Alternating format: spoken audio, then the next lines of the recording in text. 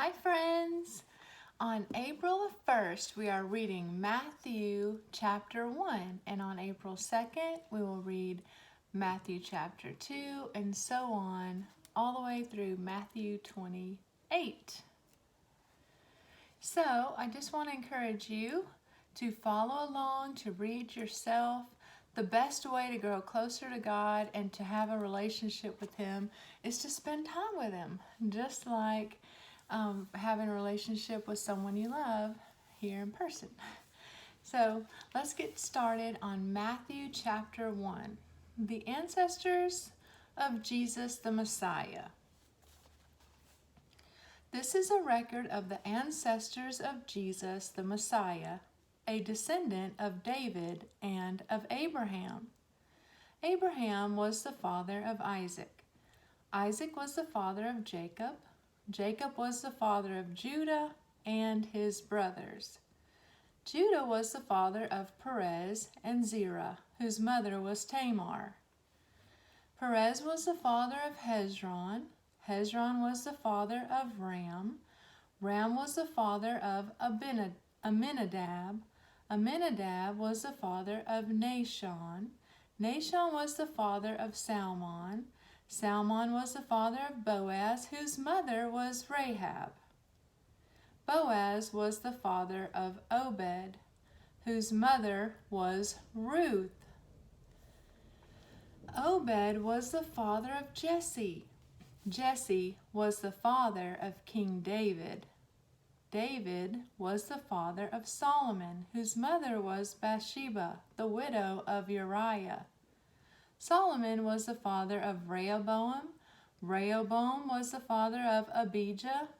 Abijah was the father of Asa. Asa was the father of Jehoshaphat. Jehoshaphat was the father of Jehoram.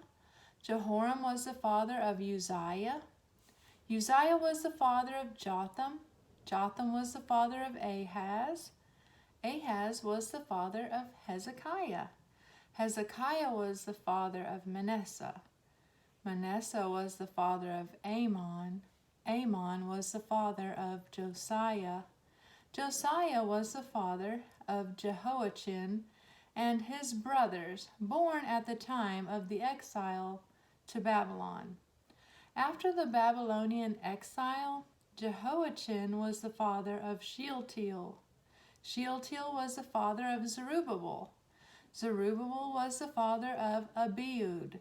Abiud was the father of Eliakim. Eliakim was the father of Azor. Azor was the father of Zadok. Zadok was the father of Achim. Achim was the father of Eliud. Eliud was the father of Eleazar.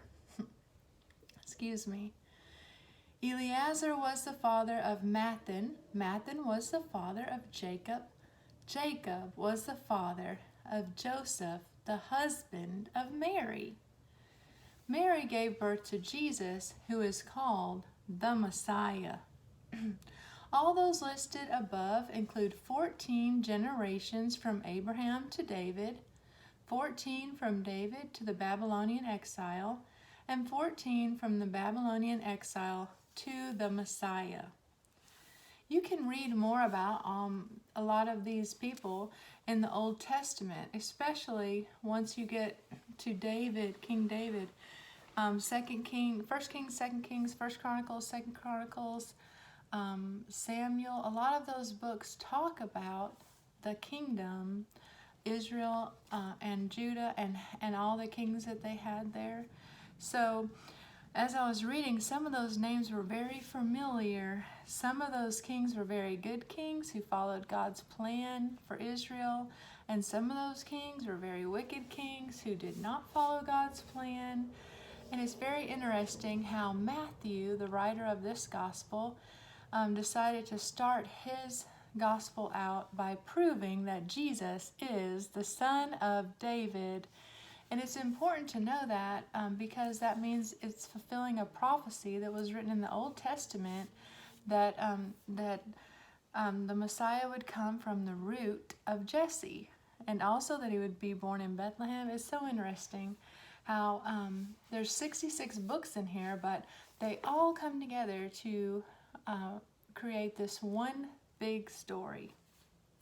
And so I encourage you not to just skip over those names, but really take a few minutes to read them. And then we'll go on. Verse 18. This is how Jesus the Messiah was born. His mother Mary was engaged to be married to Joseph, but before the marriage took place, while she was still a virgin, she became pregnant through the power of the Holy Spirit. Joseph, to whom she was engaged, was a righteous man, and he did not want to disgrace her publicly, so he decided to break the engagement quietly. As he considered this, an angel of the Lord appeared to him in a dream.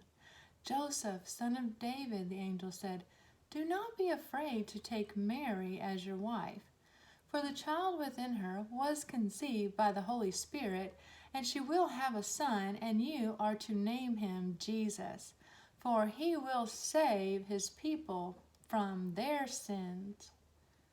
All of this occurred to fulfill the Lord's message through the prophet.